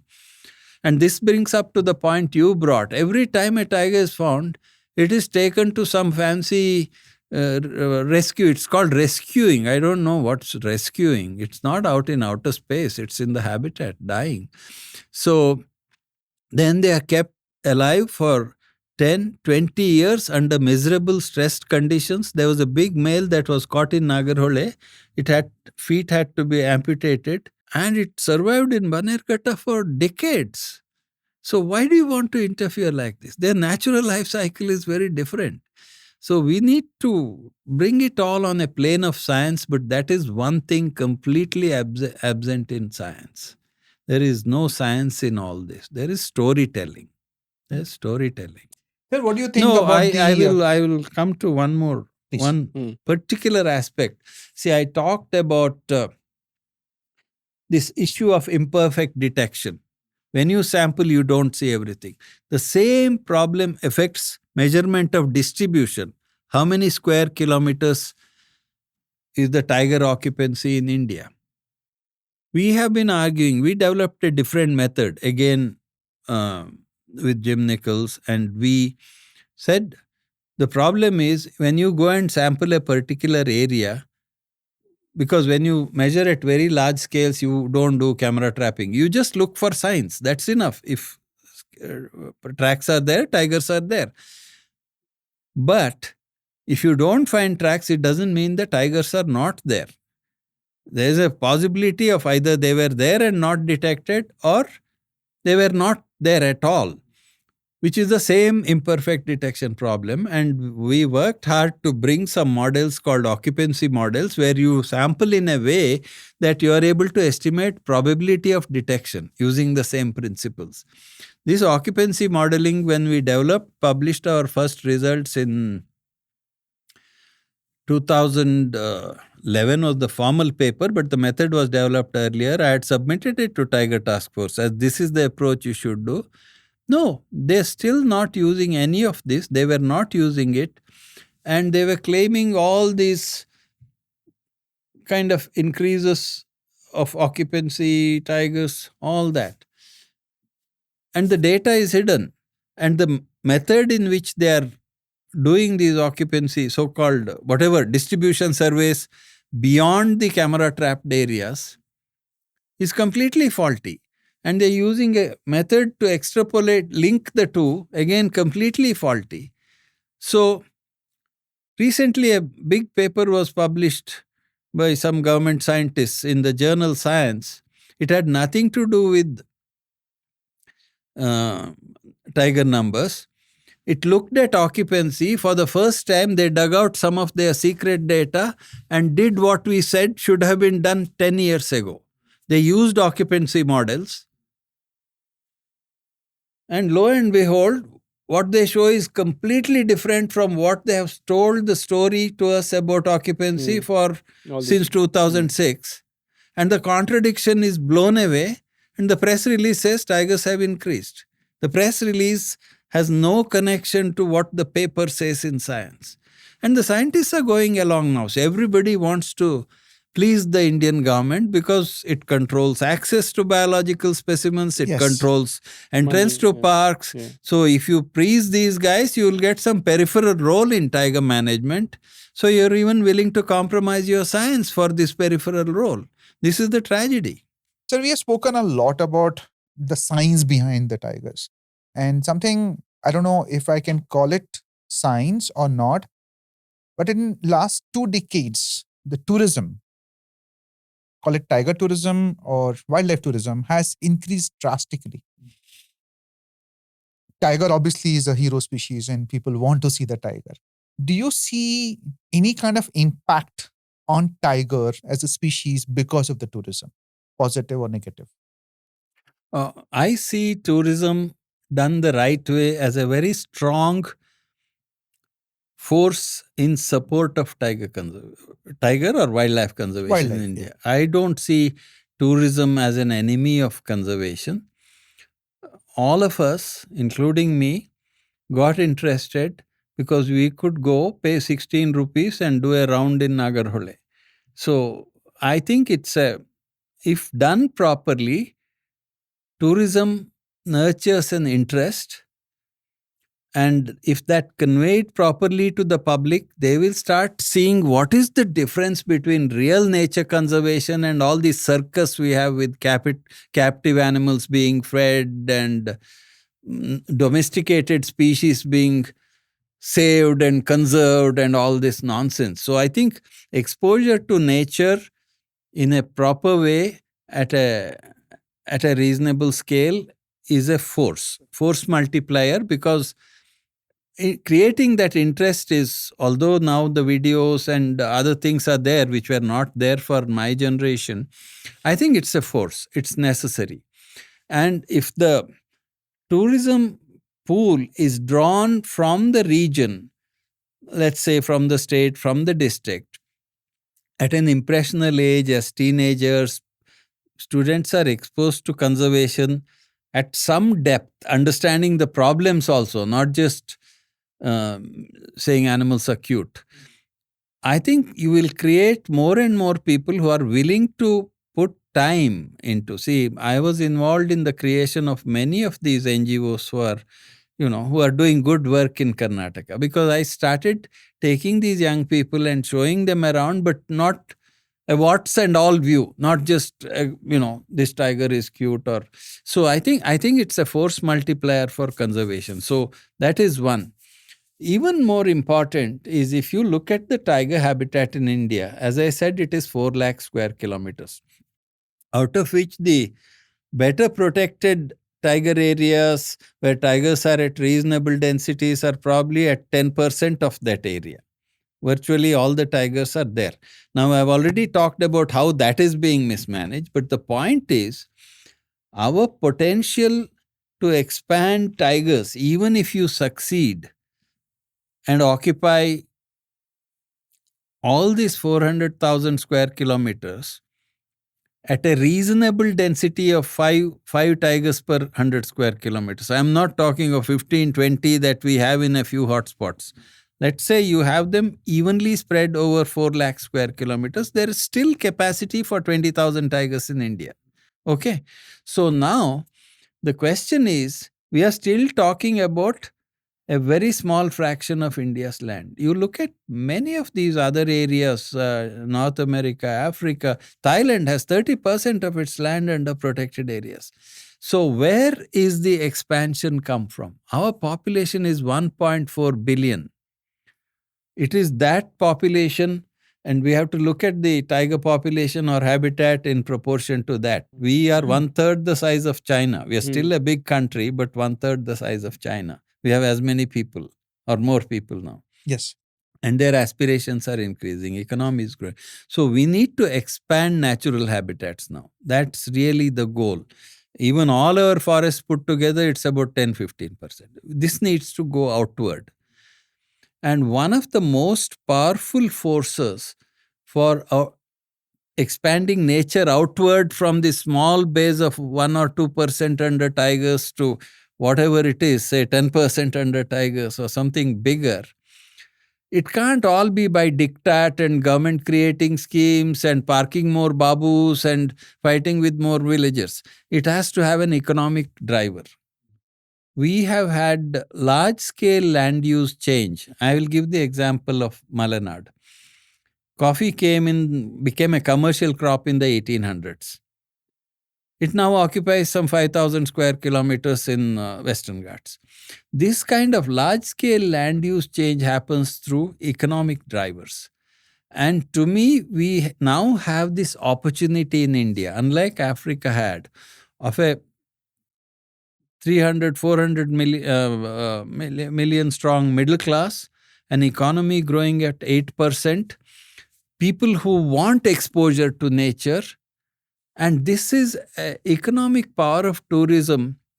If we can channel into rational wildlife tourism, creation of conservancies, protection of more protected areas, conversion of more agricultural land to wildlife, because our agricultural area has expanded after independence by 50%. We can quite shrink 5-10% of that where it's not appropriate to. Where the key is the farmer or whoever owns the land, whether it's a cooperative or makes more money from wildlife than from agriculture. Whether it is arecanut or coffee or something else, millets in dry areas. Once he makes more money from wildlife tourism, this change will happen automatically. So I see the economic force of tourism towards expanding habitats as the central need, something that can be done. I'm not saying everywhere, but we do have this incredible spectacle of people coming from Dubai to shoot one black leopard in Kabini, then run back on business class. So there is this economic drive for observing wildlife, and we have opportunity for that. So I'm not at all against tourism, but my criticism of the tourism industry in India is it lacks vision.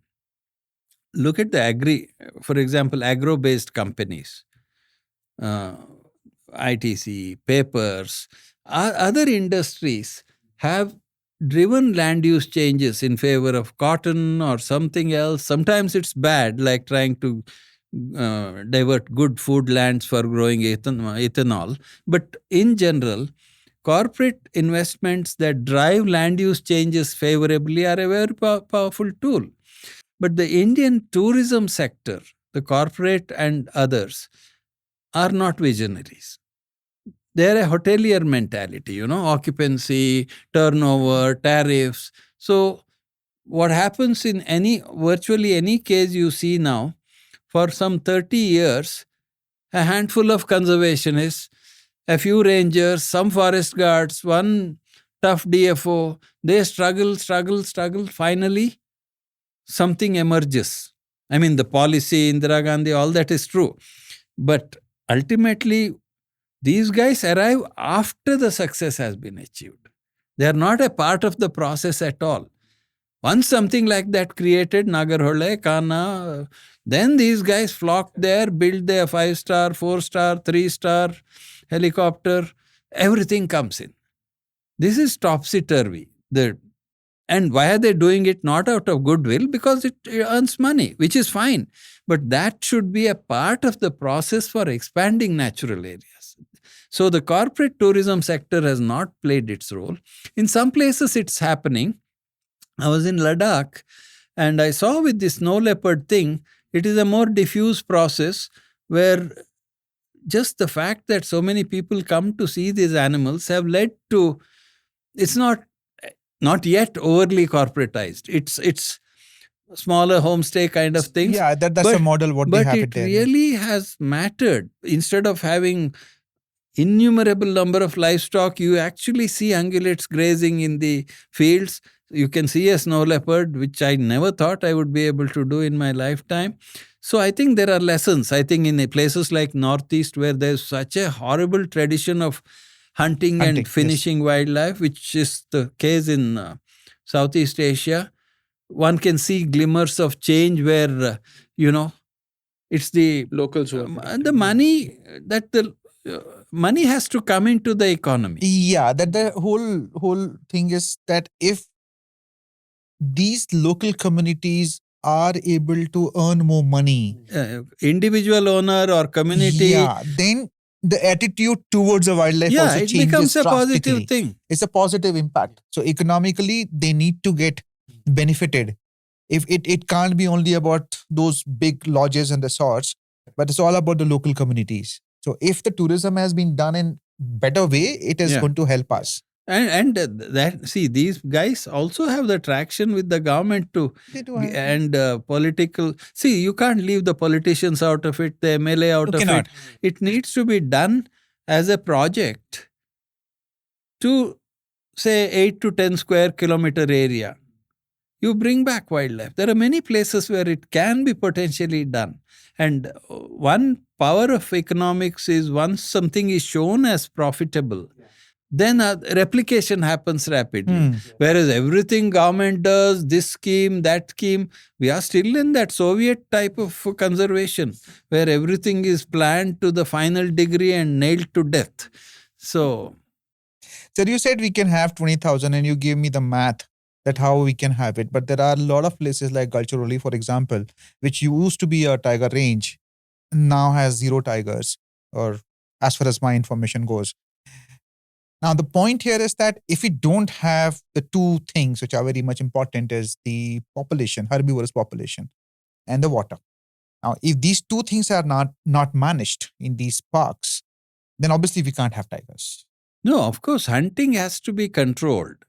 Water, I'm not sure. Water is needed, but not to the degree. We're not preserving whales and seals, So Yeah, I'm just saying that in terms of these are the two basics. no, what the basics are was shown very clearly in the early years of Project Tiger and conservation between 1972 and 80.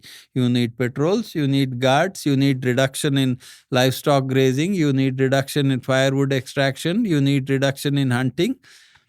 That brings back wildlife. But then what we are doing now is allocating resources in such a lopsided way that's it. Some of these places are getting so much money, and that has its own consequences.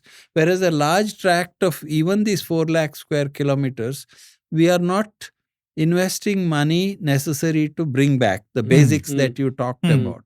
So there is no science-based vision on how tigers. I consider Tiger Task Force as a blown opportunity. It was one chance to do something like the first task force headed by Karan Singh under Indira Gandhi did. They went to the core issues and dealt with them. This one became a tool in the hands of a bureaucracy which manipulated the non-officials on it, or whatever. The end product is a mess which has just installed a bad World Bank project model as eco-development parked into our parks, where the money is focused on eco-development, which is basically doing rural development in reserve forests. So there are a lot of things wrong. But Are you still positive that we can have 20,000 tigers? That depends on what you do. See, there are two things here. It's possible if you take the right direction. And one thing is when you have that. Can I just ask the second question is that What is that right direction? Right direction is expand the land base, keep in close protection, stop over management and excessive boosting of tiger numbers in certain areas, and accept the fact that in some places tigers may have to be removed, eliminated, so that the population as a whole is managed. And so it's a set of simple things, but they need to be applied rationally. Why is it that we are not able to? We have the most, and I think fundamentally the view of old style conservation that development is an enemy of conservation, I do not believe. I think if you look at where tigers are today, it's in the Western Ghats strip, parts of central India that is more developed, like parts of Maharashtra and the southern part of Madhya Pradesh, belt of Uttarakhand, Terai. And where are the most forests? Not in these areas. They are in Orissa, they are in Jharkhand, they are in Chhattisgarh, they are in the entire northeast where there is least development. So the key is development, economic development, economic growth, production of protein on land rather than extracting it from nature, production of energy or use of energy that's not dependent on wood. These are major pressures that we are taking off the land through economic development. These follow development. So we cannot view development as a bad thing. We need development in some places, we need preservation in some other places. How you manage the whole land, what is called the sustainable landscape approach, is what we need. So development has to be a part of it. Even if you look at wildlife recovery in India in the 70s to 80s, mid 80s, it was enforcement. It was this old style preservation, which is still relevant. But much of the changes I have seen after the 90s, one of the big plus factor has been this faster economic growth, post Narasimha Rao economic growth. Changes that you see in just my landscape. When I was growing up in Puttur, the wage was 2 rupees per man per day. When I started farming in 1976 in Mysore district, it was about 2.5 rupees per man per day.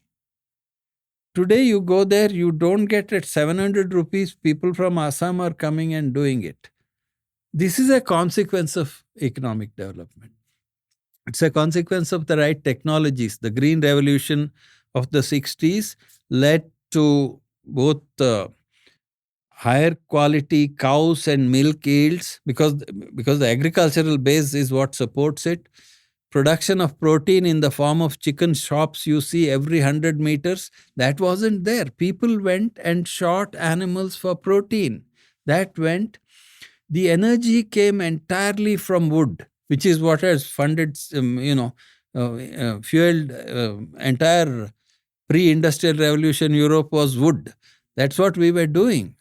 And of course, it's very bad for health. That's a different aspect of human health of cooking with wood.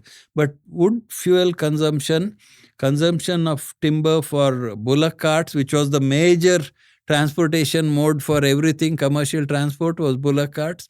That whole thing has vanished now. Small diesel vehicles have replaced wood.